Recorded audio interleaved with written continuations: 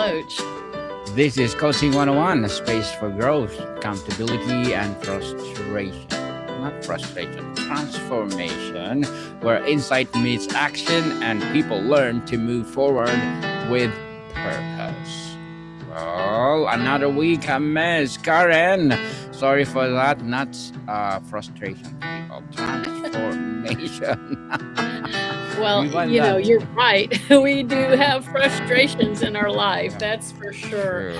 As a This coach. is such an interesting topic because I've been a coach a long time, and this is something that I see so much that I really want to tell a story to the listeners about how I see this in action with a coach. So, Mhm. I was teaching art in art appreciation, art history appreciation in a small town college, and I was so enjoying working with these students. And these are students that really hadn't had much experience in studying art.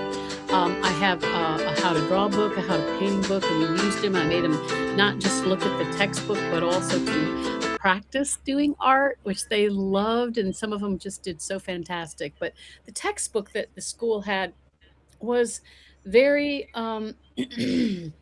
academic. And these are not students who are going to go study art any further. And one of the things I noticed about all art history and appreciation textbooks is they're written by art history people, art Mhm. history majors who love art, but they're studying art and they're presenting art very academically. And I knew that this approach wasn't working for my students. So, a publisher approached me about writing a textbook for my classes. Well, I had never Mhm. thought about doing that, but I thought, you know what? I really care about these people and I'd like to do that, but I don't have any idea how to write a textbook for art and history and appreciation for college. But the publisher sent me a coach. And this coach walked me through every process. They created structure for me so that I could be creative. I'm an artist and I love art. I love images. I wanted a textbook that had 1,800 images, tons of pictures, because that's what's going to excite my students is finding art that they could relate to. And honestly, I would have never accomplished this book if it wasn't for the coach. Because even though I had the inspiration and even though I had a lot of knowledge, I did not have the do it in me. I wasn't able to bring it to action without help. Mhm. Coaching enabled me to take the steps, to do the outline, to work on each chapter. And I ended up creating a 630-page book that my students loved, and I loved teaching out. I still teach out of it, and I couldn't have done it without a coach. That so I understand this whole premise that we're talking about today. Inspiration isn't enough. You got to find a way to do it, and that's where a coach really can bridge that gap between between the idea and the inspiration and the step by step to do it to get the results. To do it with the results. Yes, very well said, Miss Karen. Because today, from insight to action, turning awareness into results. And thank you for sharing that the story, Miss Karen. Because awareness must lead to deliberate action. You need to do something else so that you will accomplish what you are yearning for. Just like Miss Karen, the things that you want to do through the help of coach, well, it perfectly outcome beautiful. So insight is a valuable only when inspires moment. Many people accumulate knowledge yet remain stuck because they never translate misunderstanding into behavior, right? True Right. transformation begins when awareness becomes a clear decision to act. So through the story of Miss Karen, we are more clearly that through coach, it become more materialistic.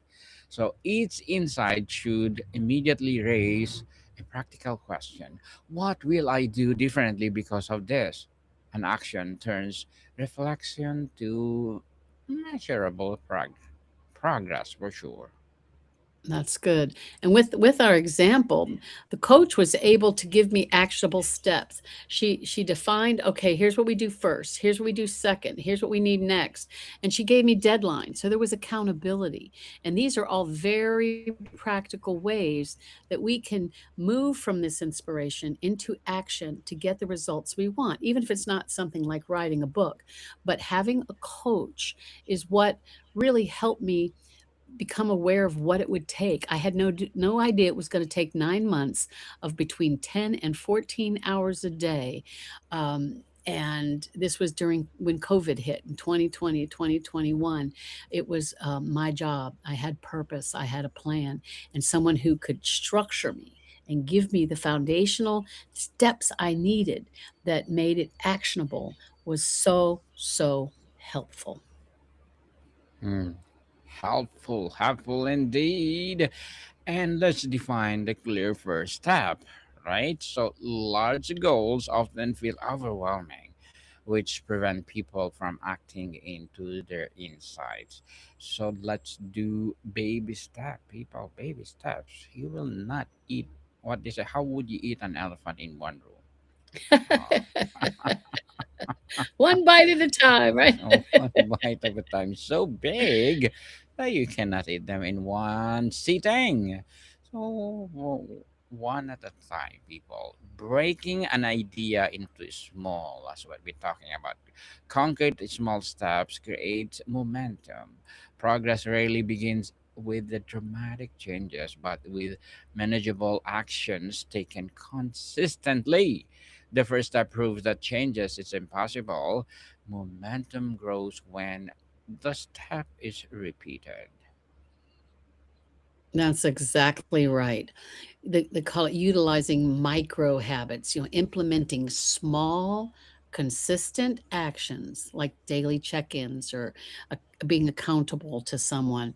And these things build momentum. You're making progress. You're moving forward. You're not stuck and stagnant and mired in behaviors that haven't been progressive for you. And these help you to avoid what Daniel's just talking about, massive changes that can be so dramatic and yet unsustainable. So they allow the new behaviors to start becoming automatic. After a while, working on my book was something I was in a habit for, finding what artists I wanted to present to my students. I knew my students. So I had the inspiration from what I felt like they needed, what they wanted. And they even gave me permission to use local artists so my rural students could have artists that they could relate to, that were presenting artwork about their own lifestyles, about their things that were important to them. And I knew they would love it, and they have proven to love those chapters, those pages where I talk about people that have similar backgrounds from them. So these are things that I would not have even thought of without this kind of actionable steps that a coach took me through. Mm.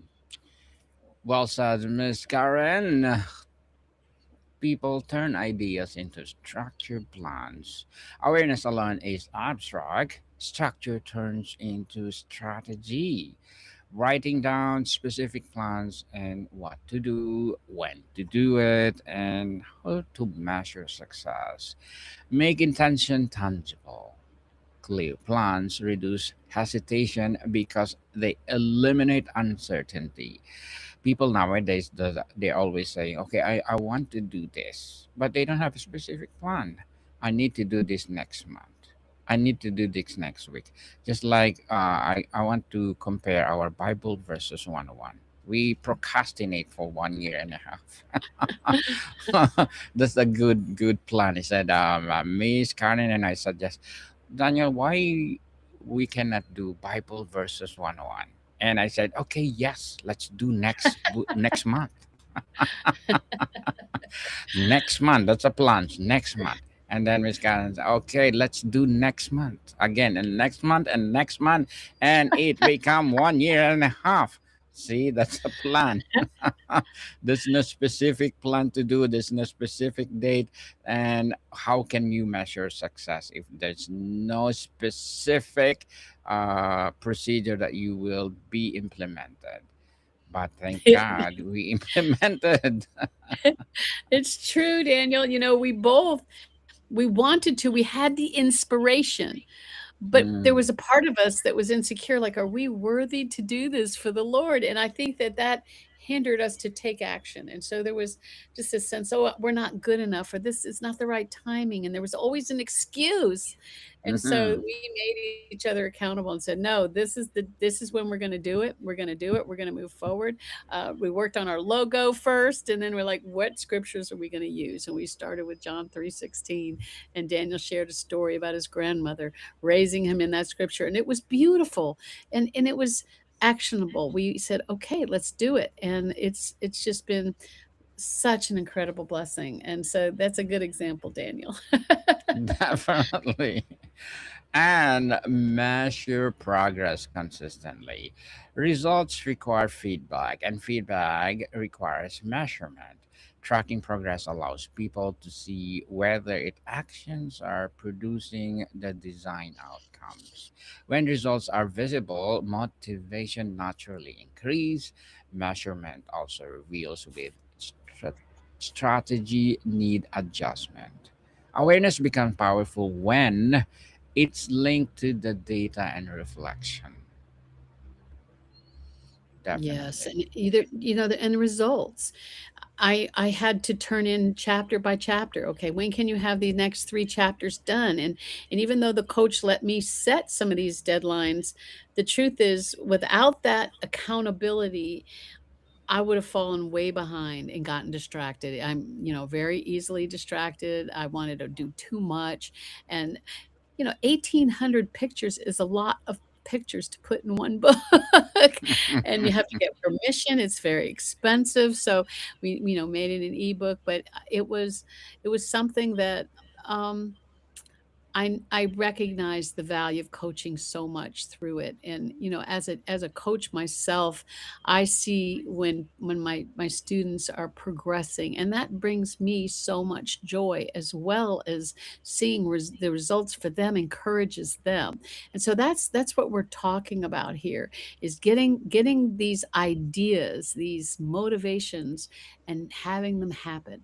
And it doesn't have to be, I couldn't have done a 630-page book, and I didn't even imagine it was going to be that book, be this big. I just was, okay, let's just start with the outline. Where are we going? And just one bite at a time. And one way, and as Daniel's talking about this manifesting, is journaling.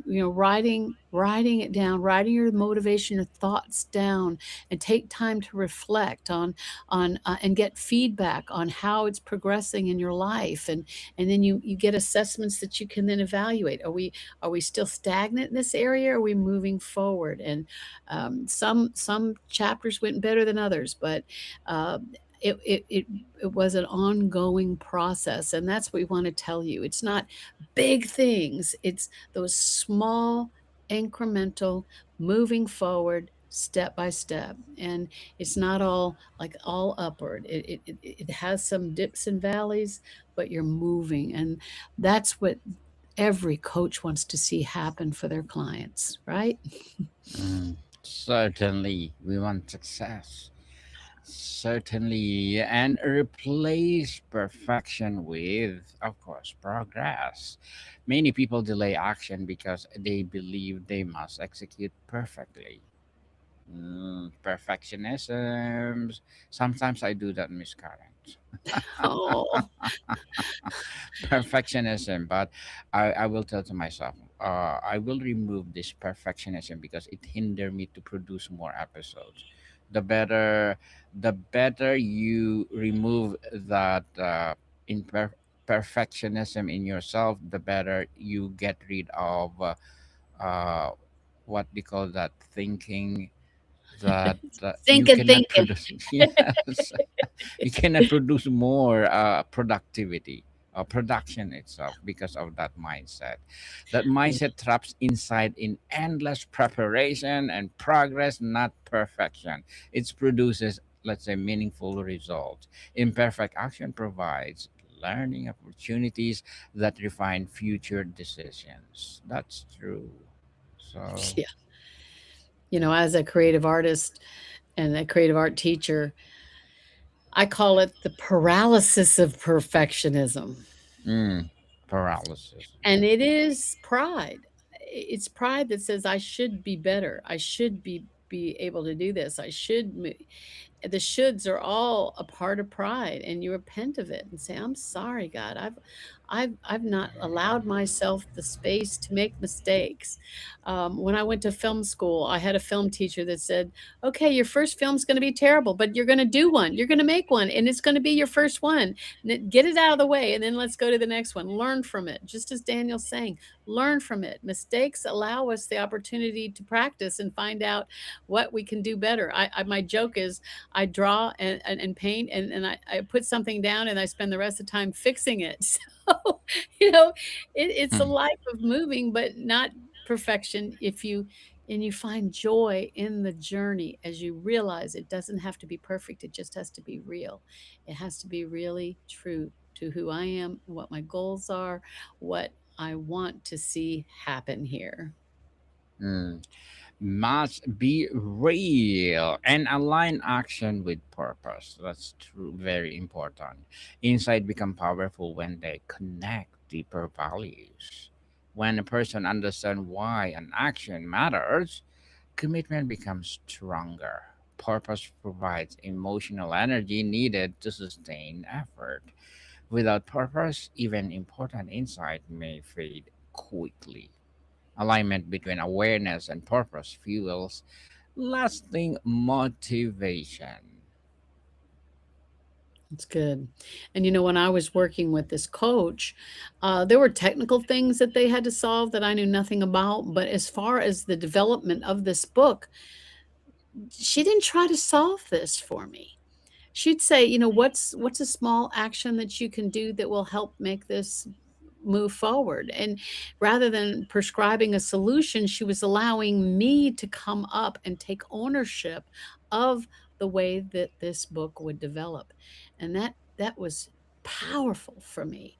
And it was also really good for me as a coach to really see the way that they worked with me so I could work better with others. It's like, don't try to solve problems.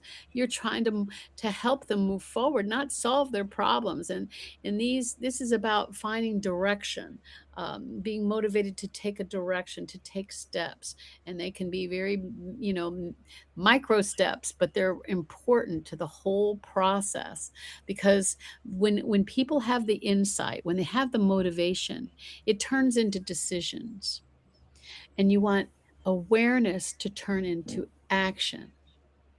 And when confidence is not just an emotional thing, but it starts being practical, when your confidence says, okay, I can do this, I can move forward, I can take this little step, I can do this. And that's what empowerment looks like, that a coach is truly good at doing, and they can help you live an effective life. Effective. Effective life, while sadness Karen, adapt strategies when necessary. Rigid thinking can prevent insight from producing results. When circumstances changes, strategies must evolve accordingly.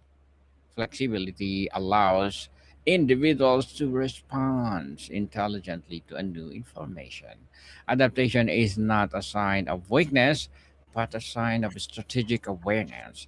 Success often comes to those who define their approach over time. That's good. I found with my students, they didn't really need me to just say, draw whatever you want. Here, have a white blank piece of paper.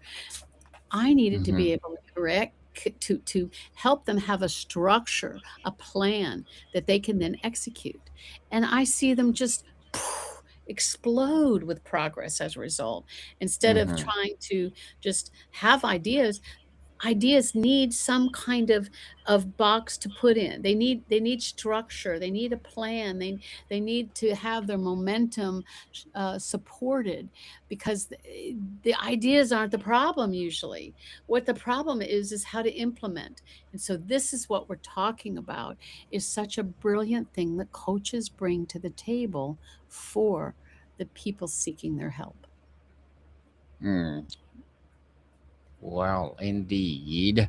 And people commit to continuous growth.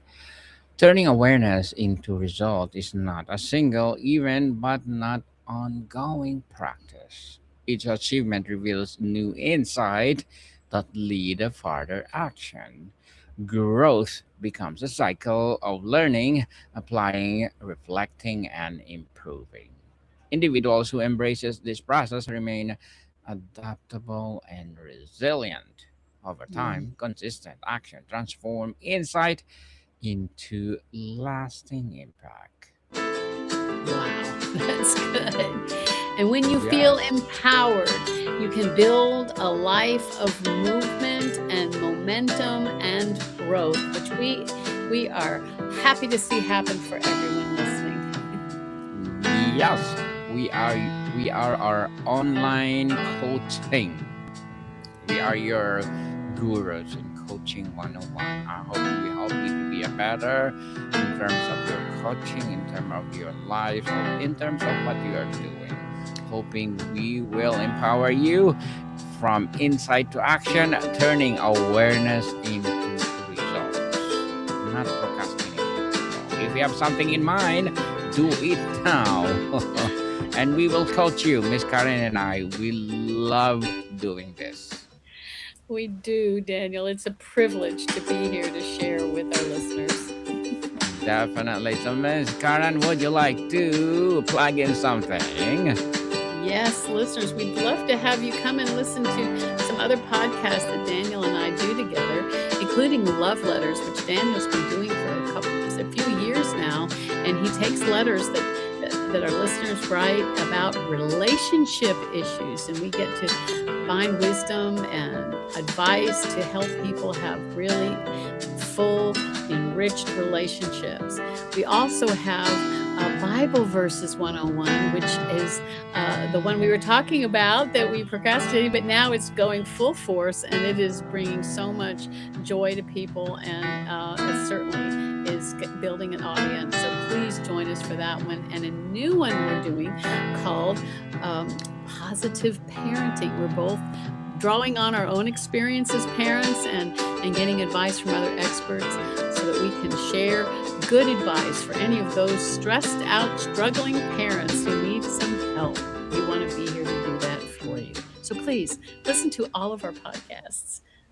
Yes, people, let's support us because our Coaching 101, Bible Verses 101 are available wherever you listen your podcast as well as letters. But for positive parenting is still ongoing. We're live every Saturday on all social medias, but sooner or later we're gonna publish on the podcast itself. So please support us. And we are assuring you that every episode that we are doing, we are empowering you, and we will give you the best of the best guidance or knowledge that come from God. So, Miss Karen, thank you so much for your time. Oh, thank you for having me, Daniel. And listeners, oh, we love you and God bless you. But can people see you soon?